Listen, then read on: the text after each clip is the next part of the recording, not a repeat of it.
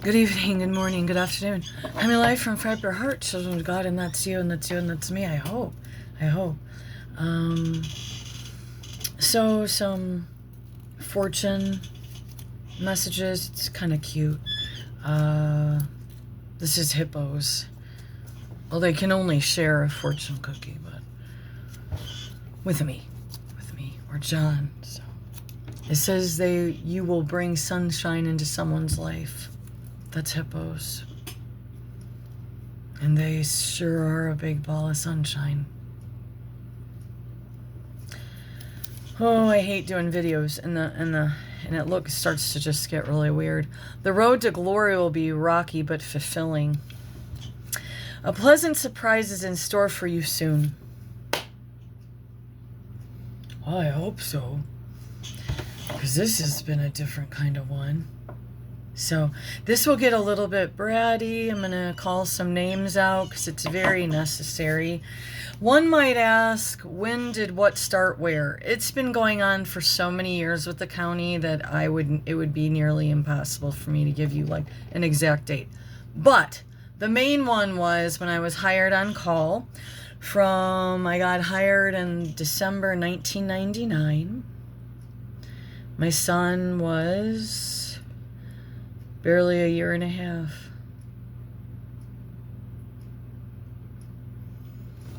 And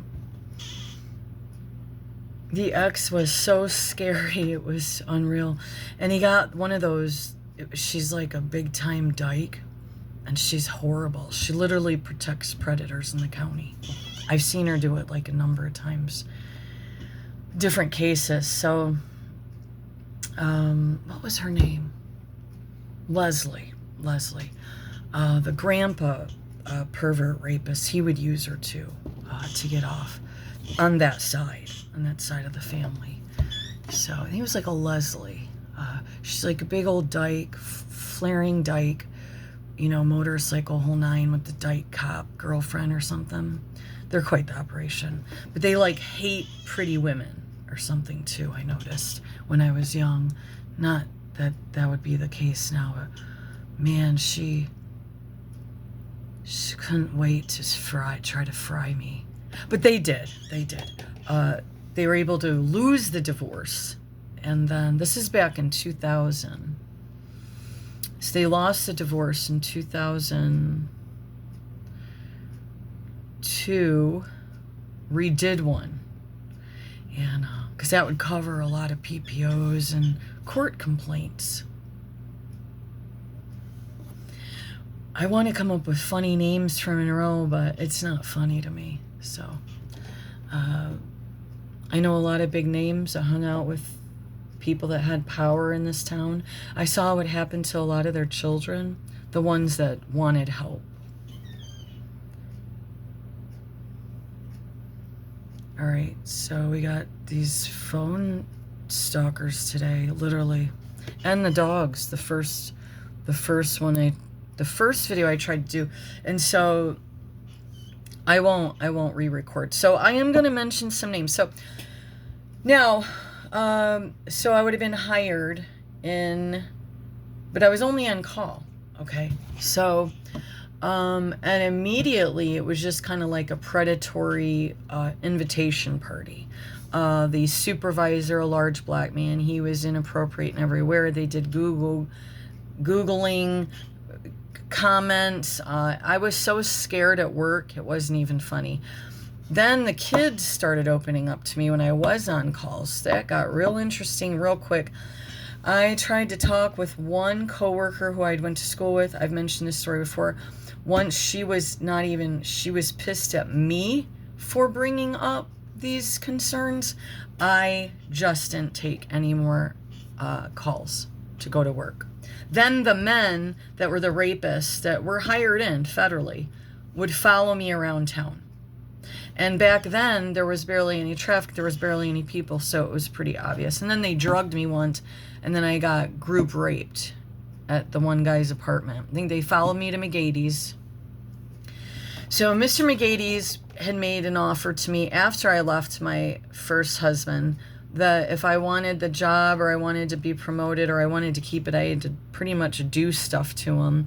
So that was Mr. McGady. And then it just kind of was all over the place. But it was some Maine guys like that. So Maine employment, the guys that I'd known since I was little, but they were still my elder. It was kind of like, do this and you can keep your job, but otherwise, sorry. You know what I mean?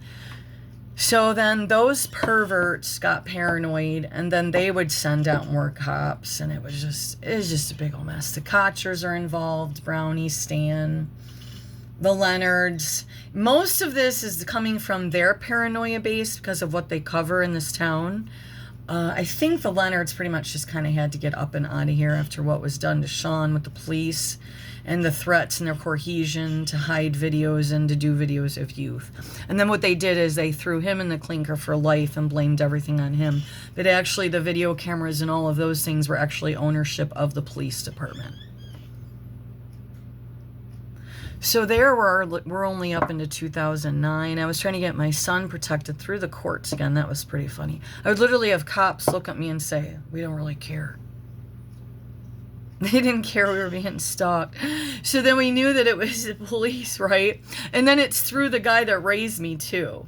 Because he had my son doing like really demented stuff, plus the brother, he's deceased. It really did relieve it relieved a lot of weight. He was one of my main stalkers, so I had to keep my networks really limited because he was my main. He's about 7, 8 years older. He was one of my main trackers. I guess you could say handlers. So we're just doing a little bit of a testimony today. So I spent the majority of my teenage years all the way, even I have to go at least once a week in a group. If things are not going well, I have to go more than once to keep up on my healing. Especially in regards to complex PTSD, flashbacks of abuse, because I was abused by not only the mother, the father, the brother, the sister was neglectful. There's just a lot of hidden stuff around me. I don't know, it's one day I might know why, but I kind of do. But it then graduated into, I was having a lot of medical, where you'd say, oh, it was just one medical mishap. No, it was like they were purposely trying to hurt me because I was having. But as far as I know, I'm one of those people that you're gonna have to just clear, like it. You're gonna have to cut my head off to get me to fully die, because Jesus isn't really.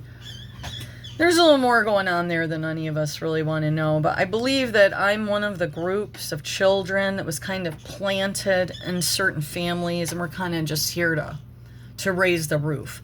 Even though it kind of looks like we're just getting slaughtered and backslandered and pitted against and framed and abused and beat up by police, and then false reports and judges not helping and lawyers not helping and county not helping, and then blaming it on the victim again and again and again and again and again. Is she still alive?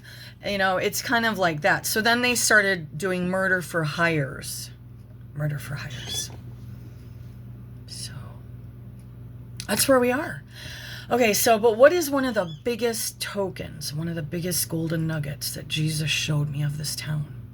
Is we got stuck at Brentwood Street. That's between Dixie and Albin in South Monroe. The Village Party Store. They helped supply my drunkenness for almost 6 straight years. He's up by the road. And then you have this clan in the back. And a lot of them were county workers, maybe teachers. They worked in the police department. There was a retired sheriff or two. Boopity boppity boo. It's mostly Freemasons. And they are pedophile protectors. Yay! And then God started guiding me, and I caught, I think it was 2 or 3 toddler transports with no plates. At a really weird time of night, over with the apartments that the DeRochers own. And then the Merkles are kind of tied in. Do you guys remember what you did to my my mother-in-law at the funeral home? That was pretty disrespectful, don't you think? So anyway, so I called you guys in for like the weird activity really late and on and off, and then somehow lining up with the trafficking of the little ones with the no plates. And I, tried to approach them. And then I just called DeRoche because I was like, are you aware that you have little ones being trafficked out of your apartments? Are you still doing prostitution and those planned rapes over there too, like back in the day? I didn't tell her where I lived. I didn't tell her who I was. She demanded I tell her who I was. This is a big key right here. I said, no, I don't have to do that. I already called the FBI and the state. She sent immediately a trooper to the house. My house. I mean, like, literally barely get the phone put down. There was a trooper on the porch. That was before the gunshot, before the silent explosion, and before Charlie, Dave, and Hoyt, and Ann, and John Voss, and the old pervert that they protected, Jack, the one that was running the whole show, really. Dave and Ann, and the ones in the back, the big fat, so probably like, what, hand-deliver babies to them? You guys are sick. And I will continue this mission. You're gonna have to get another murder for hire and get me put down. But this time, I think you guys are you're gonna have to clearly, because between the white powder room and the toilet at the jail and like improper care, couldn't get to my husband, wouldn't let my husband leave a message nor call. And I think you were even fucking with Attorney Rudy, but I don't know. I mean, just because he has a little lisp doesn't mean he can't be a liar too. So don't let people with disabilities fool you. Sometimes they're the best liars. So we have court delayed again. This is Judge Arnold that put in the second PPO. They have no proof of me wanting to unalive people, no videos, no actual notes or footage. All of these people were on our property, disrespectful, bullying, threats, and everything. Here we had fake letters as if it was written by township. Get out of here, you're not welcome in LaSalle, like threats, like life-threatening notes. And why wouldn't you just keep running down to the police? What, for my whole life? To have the funny face given to me? And then ask me if I got my cognitive? Judge Eicher, I think you need to get your cognitive. And Judge Arnold, I think you need to get your cognitive. And Judge Lohmeyer. And whoever's is Bronlick still running the show, I think you all need to get your cognitive. And maybe y'all need to spend a night at the jail to see what you got running down over there, huh?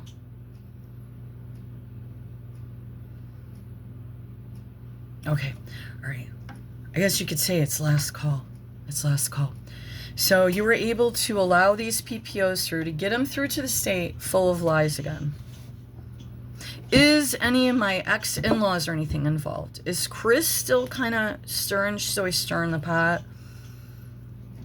She always was calling authorities. She's always using the law in her back pocket. She's one of like the scariest only children grown woman that I ever met. She tortured her son medically to keep him alive. It was against all laws of humane behavior in the sense of how many hospitals she took him through to force him to stay alive.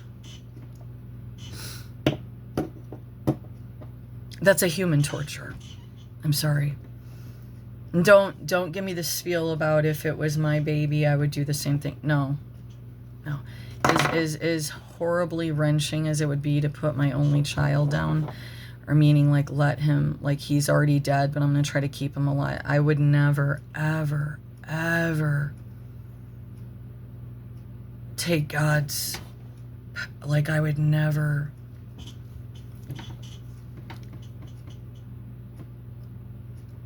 do what they did to him.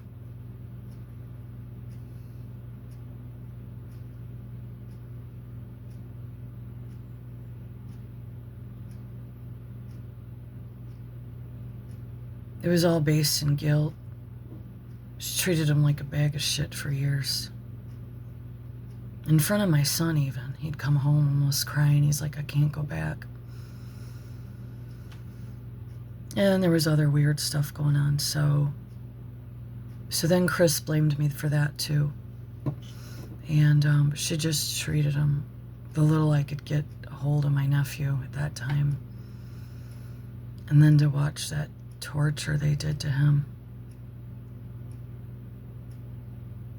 But God reigns, and He is the one that gives true justice in the end of all things. So even when we think that we're seeing someone get punished on this plane, oh, look, they deserve that. She deserves it. You may have your rules confused of what is actually a punishment and what is actually the dark side punishing the good, because they don't want the light to unveil the darkness. So, well, we were supposed to read chapter 12, but instead we did Testimony Monday. Sometimes I do it on Friday, and I might do more of them this week. So the trooper, we're going to backtrack. So the trooper came, but I didn't call the trooper, and he pretty much said, you better, like, pretty much was like, you better stay in your own lane, shut up, and you don't need to be bothered about what goes on over there. Well, I'd been raped over there when I was young.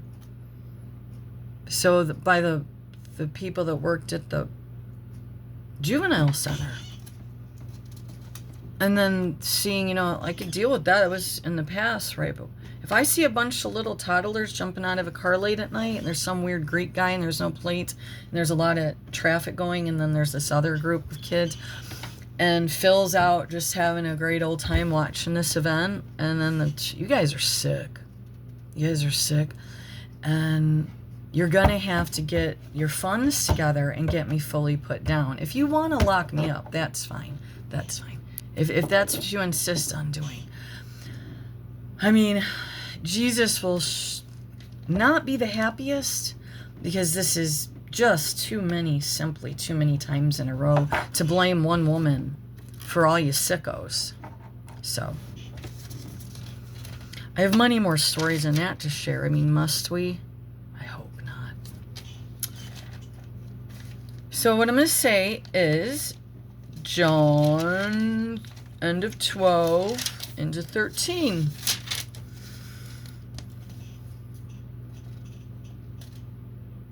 I don't know. I think I had enough bratty fun for now. What I was reading prior, the first video I tried and then hit, just all of a sudden, you know, can't hear the dogs, and they're up here, just, you know, so, there's the gates up now, so they can't get in here to bother me. The Messiah teaches, so this is verse 23 through 28. I strongly recommend reading this.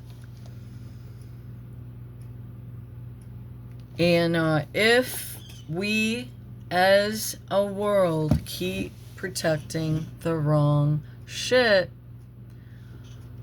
this turmoil is, I don't want to say I'm excited about it, because I've been really, as a survivor of many abuses, have been really sick and tired of seeing many rapists, murderers, and child abusers just not even get like a on the wrist, just off drinking margaritas and just having a good old time. No care in the world. So what I look forward to is Jesus, because this is just the beginning. He is going to rip up so many rugs and cover-ups in this next, I'd say by Easter, all of us will be like, huh? Oh my gosh, what's going on? And he's going to use the chaotic energy of Trump and the administration to pull off some of the most outrageous revealings that none of us are going to be prepared for what we see. Some of us a little more than others, because we already knew about the darkness behind the corridors by age 3 or 4. Okay? So, but for the rest of you that were just like, oh, I don't think that really happened. She's very mental. We need to get her some mental help. That's what checks cognitive today. All right, so on that, did we get the reading your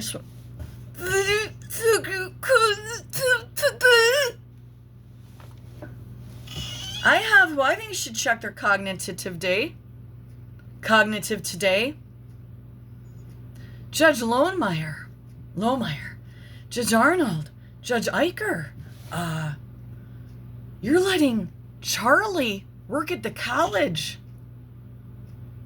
Wasn't he demoted from the sheriff's department way back when because of what we would consider to be a little bit psychopathic police behavior? He was right next door to me. Most days I didn't know if he was wanting to rape me and kill me or kill me and rape me. That was Charles Abel. Same with the rest of them, but they had just more of a added edgy hatred for me. Charlie was the scariest, and he started doing some of the most bizarro things, like sitting in his garage with no clothes on, but a towel over his crotch, whittling and staring John Voss. That was at the very end after the explosion, and he got like a really brand new shed for it and stuff, like a loft. So this town is fucked. Jesus is going to, like, you guys are just so stupid. And it would have been so simple, but you couldn't make it simple. And it's kind of an added combination of many events. But first, go back to the family, my sick family, who just was going to keep me hogtied here like no other. Have you ever heard the phrase, keep your enemies closer than your friends? Well, I think my family took that to another extreme because they knew I was a truth teller. They knew I was in a blow the top, folks. I mean, I got so many stories that are true. Hidden rapes, hidden abuse, through the roller skating rink, through the car lots, through the churches, the nuns, the Catholics. Hush, hush, hide, hide. They use the courts all the time, and people like me are terrorized. So, this is the deal.